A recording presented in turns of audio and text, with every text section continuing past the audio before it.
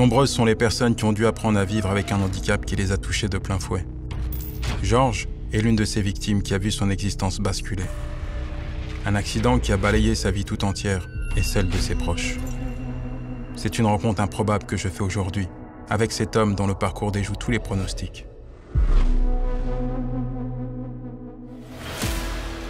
Je m'appelle Yanis Gauthier. Abandonné par mes parents, j'étais un enfant de la rue et j'ai grandi dans des quartiers durs. Résultat, je suis devenu un voleur, un dealer, un braqueur. Un jour, alors que j'encourais une longue peine de prison, j'ai fait une rencontre avec Dieu qui va être déterminante pour mon futur. Cette explosion d'amour m'a percuté et a fait de moi un repenti.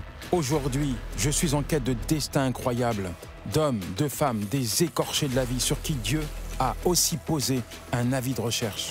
Je veux comprendre comment il se révèle à eux de façon improbable et dans les moindres détails de leur vie. Je veux découvrir comment il pardonne, il inspire, comment il rénove et fait renaître l'espérance.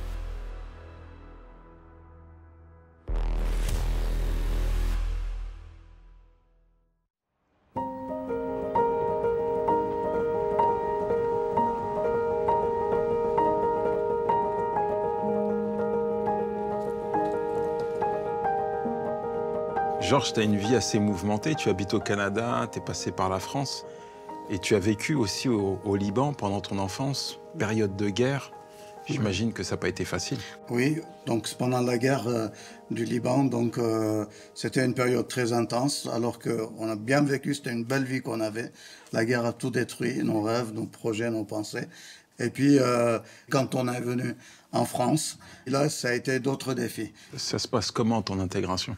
Très mal, puisque je ne parle pas la langue, donc il fait que pas d'amis, pas de copains, difficulté, la solitude.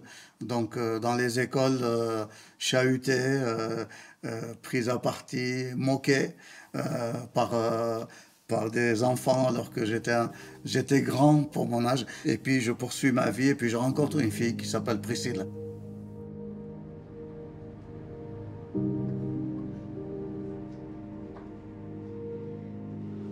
On s'est rencontrés à l'Institut biblique de Nogent-sur-Marne. Il envisageait d'être pasteur donc, dans les églises évangéliques arméniennes. Et moi, j'étais venue pour faire une année avant de m'engager dans ma formation pour être infirmière et pour partir en Afrique. On est devenus très vite des amis. Mais sans forcément plus. Vers la fin de l'année scolaire, donc on s'est rapprochés un peu plus. C'est quelqu'un qui a le contact facile, qui aime les gens et surtout qui aime parler de Dieu aux gens. C'est quelque chose qui m'a beaucoup attirée chez lui. Donc on s'est rapprochés. Plus d'1 an après, on s'est mariés. Il a fait une année à la fac de Vaux-sur-Seine et ensuite on est allé vivre à Marseille où nos enfants sont nés.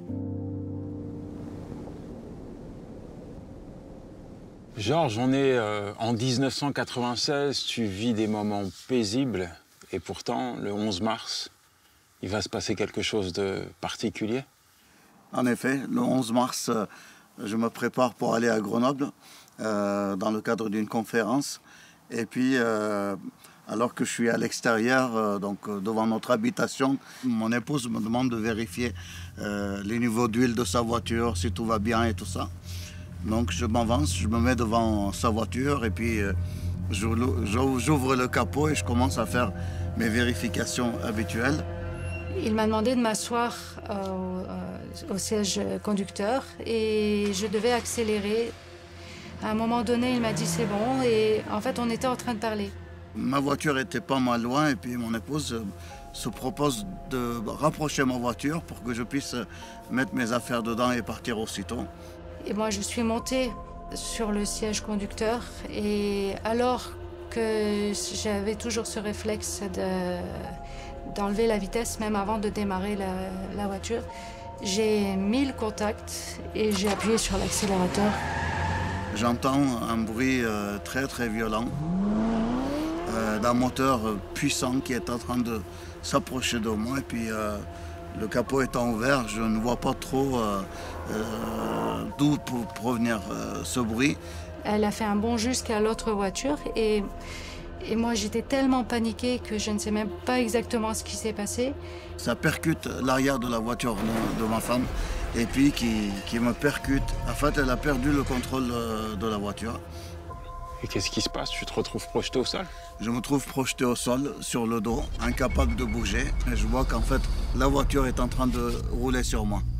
Quand elle avance sur moi et puis mes jambes sont sous la voiture, je suis compressé au niveau de l'estomac et puis après, mon corps se met comme en boule sous la voiture et puis je deviens comme une roue qui roule sous la voiture alors que la voiture elle avance. Jusqu'au moment où la voiture elle frappe une autre voiture qui était à l'arrêt. Et quand la voiture elle s'arrête, bien moi je suis en plein au milieu de la transmission à ce niveau de la voiture. Je suis en boule et puis la voiture m'écrase complètement. C'est atroce. Donc je suis sortie de la voiture, j'ai cherché Georges et j'ai compris qu'il était probablement sous la voiture.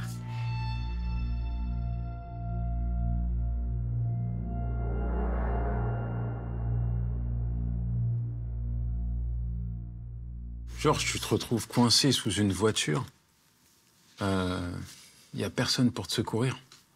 Absolument. D'un seul coup, tout s'effondre. Coincé, alors que je faisais 72 kilos à l'époque.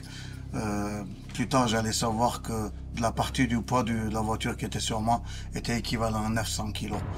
Donc je vivais un écrasement total, une douleur insoutenable. Je vois les pieds de mon épouse qui me cherche tout en appelant mon nom pendant ce temps-là. Moi, je suis dans la prière, je prie pour mes enfants, je prie pour mon épouse, je prie pour mon église. Tu penses que tu vas mourir? Ah, je suis convaincu, j'ai aucun doute que, en fait, je m'en sortirai pas. D'autant plus que ma bouche est grande ouverte. J'essaye de respirer, l'air n'entre pas dans ma bouche. Mon épouse, elle criait, elle appelait mon nom, elle cherchait où j'étais, puis elle se baisse, elle me voit, nos regards se croisent. Puis elle hurle pour que le secours vienne. Mais moi, pendant ce temps-là, alors que j'ai l'impression que c'est la fin, à ce moment-là, un miracle pour moi incroyable s'est passé. Une présence est à côté de moi. Une voix douce vient à mon oreille qui dit « Je suis là ». Et je reconnais Jésus. Je reconnais Jésus parce qu'il dit dans l'Évangile « Mes brebis entendent ma voix, elles reconnaissent ma voix ». Donc, qui fait que je savais que c'était lui, sans aucun doute, comme t'entends ma voix. Eh bien, c'était lui que j'entendais, il était à côté de moi. Le fait de savoir qu'il était là et que j'allais être avec lui, c'était suffisamment fort pour me mettre dans une paix incroyable, même sous la voiture, même dans cet état-là. La douleur est là, la paix aussi. Et comment tu t'en sors alors? J'ai appelé au secours. On habitait une rue qui était très peu passante et il se trouve qu'on avait des voisins qui faisaient des travaux. Et quand les personnes qui faisaient des travaux ont entendu mon cri, il y en a un d'eux qui a carrément sauté au-dessus du portail et qui est arrivé, je lui ai expliqué la situation. Eux, pendant ce temps-là, ils ont cherché un moyen à soulager, pas à bouger la voiture parce que ça aurait été beaucoup plus dangereux, mais à soulager, de trouver des bois ou des barres de fer pour soulever un peu la voiture, pour soulager. Et moi, pendant ce temps-là, je suis allée appeler les secours. Ils ont amené avec eux des madriers, des criques, et puis ils ont soulevé la voiture. Mais en attendant qu'ils fassent ça, les secours étaient déjà là. Les pompiers, les médecins étaient là. Puis j'entendais leur conversation. Ils posaient la question aux personnes, combien de temps ça fait qu'il est resté sous la voiture sans respirer? Puis les personnes répondent 10 minutes, 11 minutes. Puis l'un des médecins dit à l'autre, si ça fait 10 minutes qu'il ne respire pas, il n'est plus viable. Mais on va le sortir quand même. Et puis on verra ce qui se passe. Donc j'ai voulu leur envoyer un signal comme quoi je les entends, que je ne suis pas mort, que je suis vivant. Je remue ma main et finalement ils finissent par voir que je suis en train de bouger ma main. On me tire en dessous de la voiture et puis après les premières choses qu'ils devaient faire dans l'ambulance, on me transporte directement à l'hôpital, donc l'hôpital Nord de Marseille.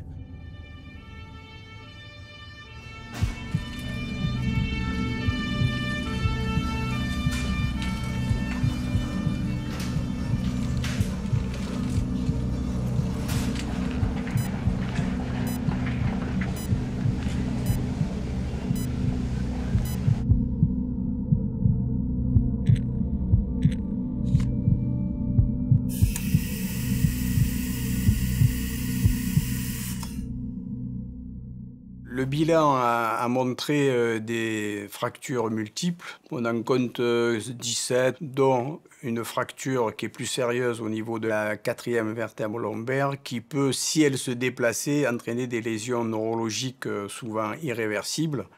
Donc, par ailleurs, le poumon était écrasé, en particulier le poumon gauche, qui ne respirait plus bien sur la radio.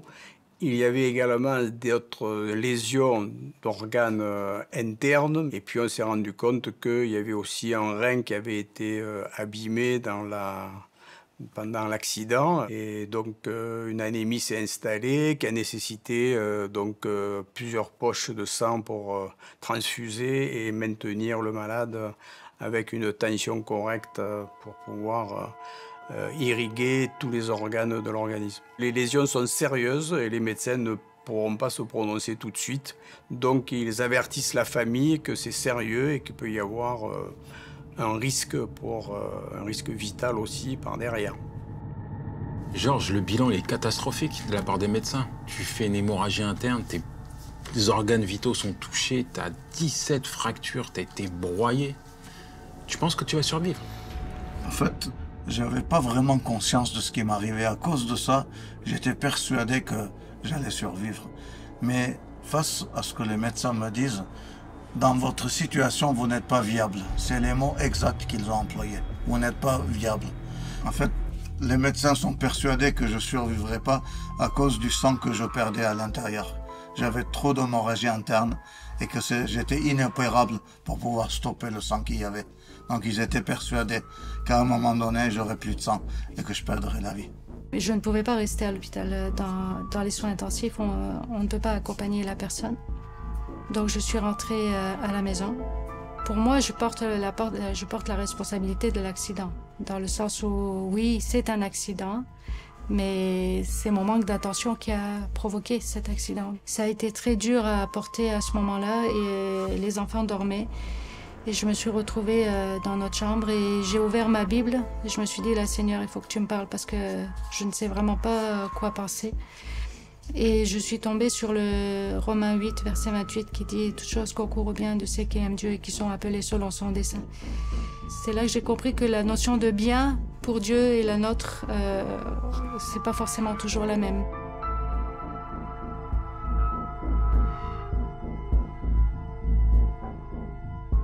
Je m'endors pas là, mais je prie pour que j'arrive à bouger mes mains. Je prie au nom de Jésus pour la guérison de mon corps. Puis mes yeux sont fixés sur l'horloge qui tournait pour pouvoir voir chaque minute, chaque heure qui passe.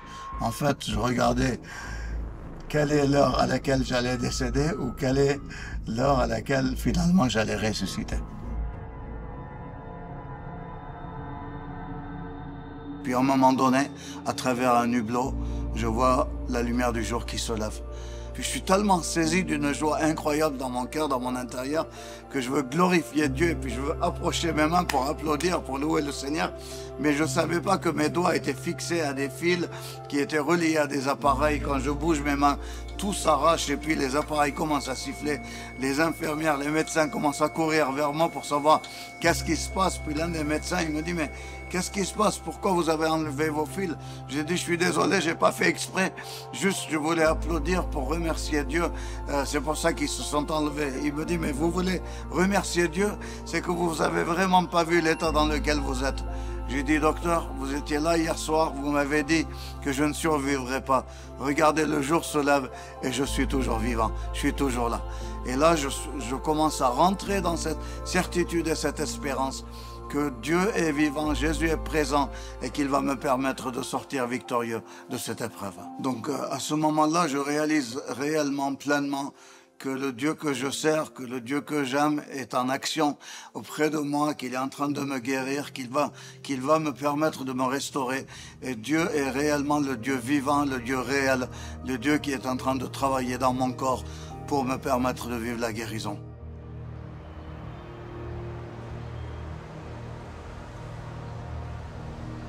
Guérison, pas guérison, le regard des médecins, ton regard, comment tu interprètes tout ce qui se passe? Pour moi, les choses sont simples. Les médecins me disent que je risquais de perdre ma vie. Je suis toujours vivant. Donc, le Jésus qui s'est manifesté en moi sous la voiture, que j'ai prié pour qu'il soit présent à côté de moi. Il m'a guéri, il était à côté de moi et il était en train de poursuivre le processus de guérison. Et pour preuve, le lendemain, donc deux jours après l'accident, les médecins disent qu'il faut absolument opérer un des reins parce qu'on a besoin au moins d'un rein pour être viable. On m'amène au bloc opératoire, puis là je sens que quelque chose se passe dans mon corps. Puis je demande à ce qu'ils puissent faire des vérifications. Donc ils amènent des radios mobiles, ils font des examens, ils annulent l'opération parce qu'ils trouvent que le rein qui était mort, finalement, il n'est pas si mort que ça. Premier miracle, deuxième miracle, Premier. Puis il y en a d'autres. 4 fois, à 4 reprises, je rentre au bloc opératoire. 4 fois, je rentre au bloc opératoire et 4 fois, je sors du bloc opératoire sans être opéré. C'est un miracle ambulant. Et les médecins, ils disent quoi? Les médecins, ils disent que j'avais une telle volonté de vivre que ma volonté, À réparer tes organes. à réparer mes organes. Mais je suis convaincu absolument que si c'était le cas, beaucoup de gens seraient guéris. Tout le monde veut être guéri. Mais c'est pas ma volonté, mais ma foi en Jésus qui s'est manifestée en moi, qui était réelle pour moi et qui était à côté de moi, qui était dans l'action, dans le processus de guérison que j'étais en train de vivre. Chaque jour a été une nouvelle découverte des choses qu'il avait, des difficultés. Par exemple, le fait de tousser était toute une épreuve. Il ne pouvait pas bouger, il avait le bassin fracturé. Et petit à petit, les choses se sont améliorées. Je dirais que souvent, quand les gens disent oui, lui, il dit il est sorti debout de l'hôpital, et c'est vrai, mais c'est sûr qu'il marchait comme un papy de 90 ans. Et évidemment, pendant 3 mois, il a passé beaucoup de temps à devoir se reposer, à être allongé pour récupérer totalement de l'accident.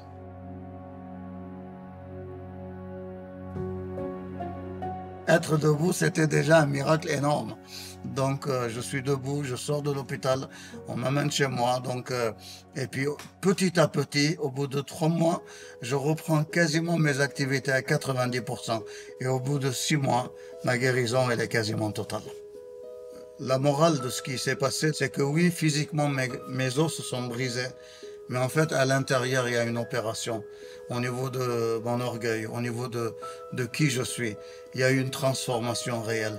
Le sens de la vie a pris une autre dimension dans ma vie. J'ai commencé à apprécier des choses. J'ai commencé à apprécier les membres de ma famille comme je ne les avais jamais appréciés auparavant. Les personnes avec qui je travaillais, les gens avec qui je côtoyais, j'ai commencé à les apprécier complètement autrement. Un nouvel amour est né à l'intérieur de moi vis-à-vis de ceux que je rencontrais à cause de la guérison intérieure que je venais de vivre. Magnifique.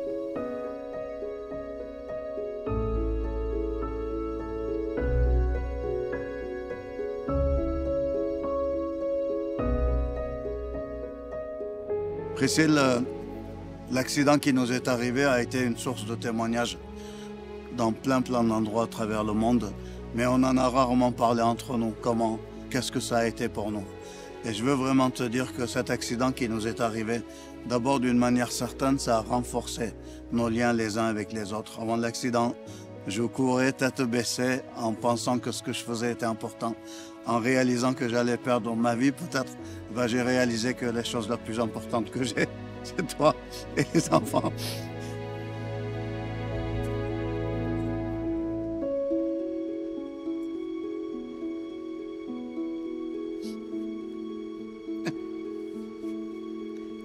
Et je veux vraiment te remercier. À notre mariage, on s'est fait des vœux qu'on allait s'aimer, qu'on allait être l'un pour l'autre, on allait se soutenir dans les bons jours et dans les mauvais jours. Et on a connu les bons jours et on a connu les mauvais jours. Et tu as été extraordinaire. Dans les mauvais jours, tu t'es tenue debout. Tu as été comme une vaillante guerrière. Tu t'es tenue prête pour la famille, prête pour moi. Tu as soulevé les montagnes pour nous aider à sortir plus que vainqueurs dans cette épreuve qui nous est arrivée. Et je veux te dire que je t'aime plus que jamais Et s'il fallait signer pour les prochains 100 ans, je signerai tout de suite, je signe tout de suite pour rester avec toi jusqu'à ce que le Seigneur nous appelle auprès de lui. Et puis qu'on continue à nouveau à servir le Seigneur. Et j'aimerais tellement devenir un gars plus romantique, pouvoir t'exprimer davantage tout le bonheur et toute la joie que j'ai de t'avoir dans ma vie.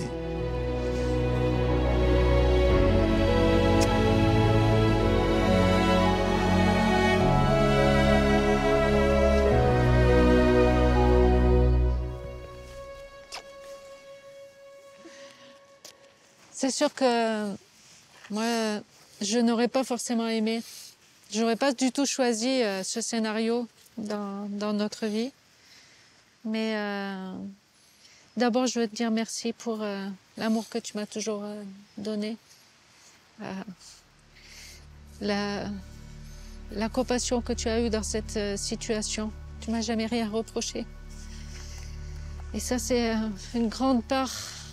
Ça a joué tellement dans le fait que j'ai pu surmonter, que j'ai pu réussir à vivre avec cet événement dans ma vie personnelle, en sachant que les personnes les plus importantes m'ont pardonné et ne m'ont pas gardé d'amertume ni de rancune.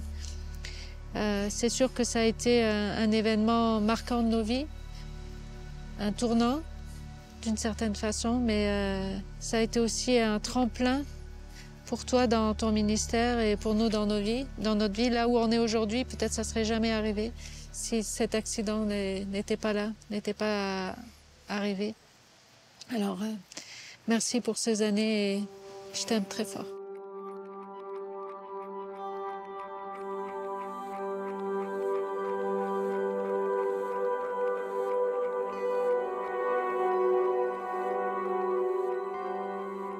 Je suis la preuve vivante que Dieu est capable de guérir encore aujourd'hui. Après toutes les difficultés, les épreuves que j'avais eues, je peux vraiment confirmer qu'après les quelques mois de convalescence que j'ai dû vivre, suite à ma guérison totale, eh bien, je suis toujours guéri 26 ans après. Je ne souffre d'aucune des symptômes, des douleurs que j'avais eues, ni au niveau de ma colonne vertébrale, ni au niveau d'aucun des organes qui ont été grièvement touchés. Mais j'aimerais aussi dire que ce n'est pas seulement mon corps physiquement que le Seigneur a restauré, mais le Seigneur a restauré mon intérieur aussi. J'ai compris plein de choses. L'une des choses, ça ne sert à rien de chercher à faire justice par soi-même. Ça ne sert à rien à vouloir chercher à avoir raison ou à vouloir être plus fort que qui que ce soit, mais de faire confiance au Seigneur. Le Seigneur m'a revêtu d'une nouvelle humilité, dans laquelle, bien, cette humilité nous permet de ressembler davantage à Jésus. Et je rends grâce à Dieu de ce que l'humilité, c'est réellement la grande valeur que Dieu nous a donnée. C'est la valeur suprême, c'est le caractère de Jésus qui se déverse en nous. Jésus a été brisé sur la croix, il a été meurtri. Lorsque, à travers les épreuves, nous sommes meurtris, eh bien cela nous pousse à une ressemblance plus grande avec Jésus. Je veux aussi dire que qu'on soit chrétien ou pas chrétien, qu'on soit croyant ou pas croyant, des choses comme ça peuvent arriver. Et ça ne sert à rien de se poser des mauvaises questions. La mauvaise question, c'est pourquoi.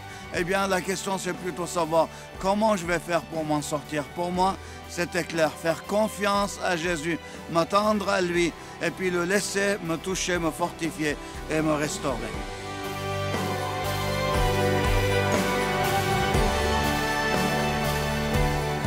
Quelle guérison spectaculaire! Lorsque je regarde Georges, j'ai encore du mal à réaliser qu'il a été broyé sous ce véhicule. Heureusement que Dieu était là pour le garder en vie.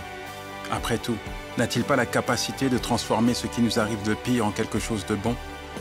Notre bonheur n'est-il pas sa priorité?